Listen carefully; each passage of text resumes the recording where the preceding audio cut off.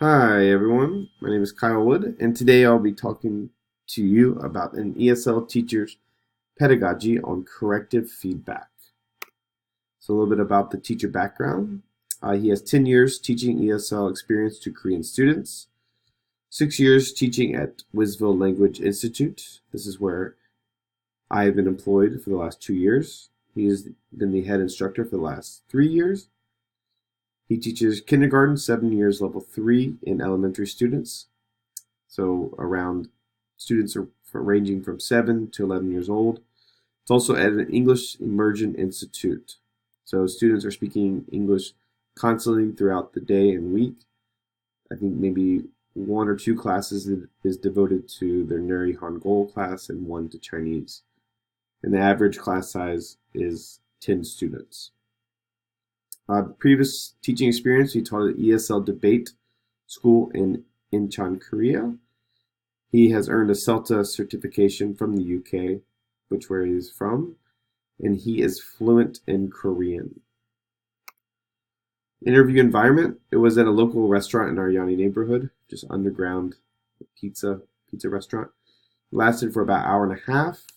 We covered personal L2 learning experience in Korean, and covered corrective feedback beliefs depending upon students' level, whether it was written or oral communication, and strategies for new ESL teachers providing corrective feedback in the classroom. So a generalization from the questions that I asked him, I was able to determine maybe the most common form of corrective feedback that he uses on a day-to-day basis. So the teacher will generally push the students to self-correct when prompted about their initial mistake via metalinguistic clues, repetition, or elicitation. For reasons to believe recasts, when the teacher provides direct target model, is often another common form of corrective feedback for the teacher. Often correct students' natural language that is apparent outside of class sessions. This is done by stating the correct utterance and having the students repeat the model target structure. So a disclaimer, he's a homeroom teacher at an English immersion school. So majority of the corrective feedback is given in between classes or when students are using natural language. So when students are not exactly learning a target language, but they're asking a teacher if they can go to the bathroom or to go drink some water or anything that they need at that moment. So an example can be, may I go bathroom? Teacher would say, may I go, long pause, bathroom. And if the student is unable to deliver the correct form, the teacher would either provide the recast or the student would produce the uptake, may I go to the bathroom. And how has corrective feedback changed over his teaching career? In the past, he mentioned he was much more explicit in corrective feedback in the beginning years. This is because he lacked the experience and the English language rules to help students learn at a more proficient rate. So example, no, you need to use the past tense verb went.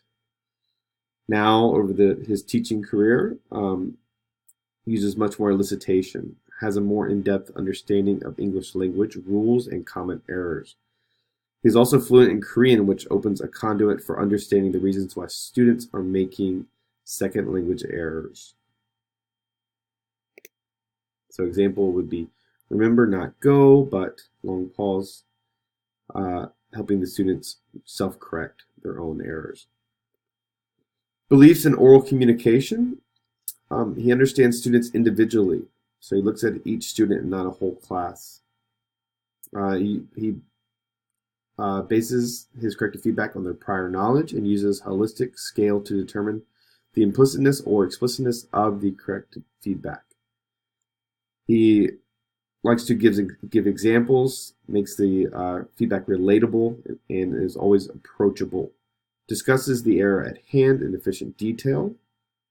Uses elicitation, prompts, clues to help students determine what is the right or wrong utterance and why.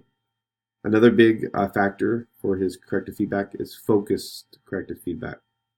If students are making multiple mistakes, he will hone in on the most significant error or the most common erroneous utterance. offers the most simplified corrective feedback version possible to stay within their ZPD.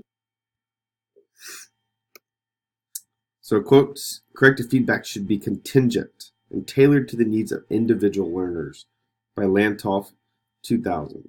So he bases his corrective feedback on the learner themselves individually and tries to tailor his corrective feedback to fit within the learner's zone of proximal development. His beliefs in written feedback communication. He likes to use group feedback or peer assessment with young learners. So this can be spell check, capital letters. Gives in-class examples if students are making mistakes within the same nature. Always positive, always discreet about whom the student may be when discussing error with the class. Lower level students will tend to let them make the mistake and then correct later. So he wants lower level students, just to focus on writing at hand, on the bigger picture. Older level students, he will often point out the mistakes as they're in the process of writing. So maybe simple grammar mistakes or using indefinite article. He will let them know that they're making a mistake at the time. He also likes to provide focused feedback that highlights a certain pattern of linguistic errors. So he's always focusing on the bigger picture of the errors that students are making in an utterance or a specific target structure. Selective correction is both more practical and more supportive of students' feelings. Katayama, 2007. So he likes to be selective and to approach it in a practical way so that students will not lose face or not want to continue to learn, and also just wants to focus on the most apparent error at hand. The concluding thoughts. Overall, the teacher is highly individualized on focused feedback. If students make multiple errors, he will help give examples of the more pertinent ones at hand, but be covert in correcting the more minute ones because it is outside of their zone of proximal development. This is also a way to keep the parents happy. So as I stated earlier, he will help the student correct the biggest error in their target structure, but then maybe later on we'll talk with them one-on-one and to help pinpoint the other errors in their writing or in their speech. He always provides balanced corrective feedback on writing samples, so he always gives positive and negative feedback. He alters the form of corrective feedback depending on students at hand. This is overall the main picture that he pointed out. He registers the class before providing corrective feedback. So whatever classes he teaches, he bases on the prior knowledge, and he bases upon their learning level, whether he needs to provide implicit feedback or explicit feedback. Corrective feedback relies on its reactiveness and is based on what the learner actually needs rather than what we might imagine they need. So he looks at the learners themselves and determines from their prior knowledge what type of corrective feedback to implement. Thank you for your thought and for your feedback. Thank you.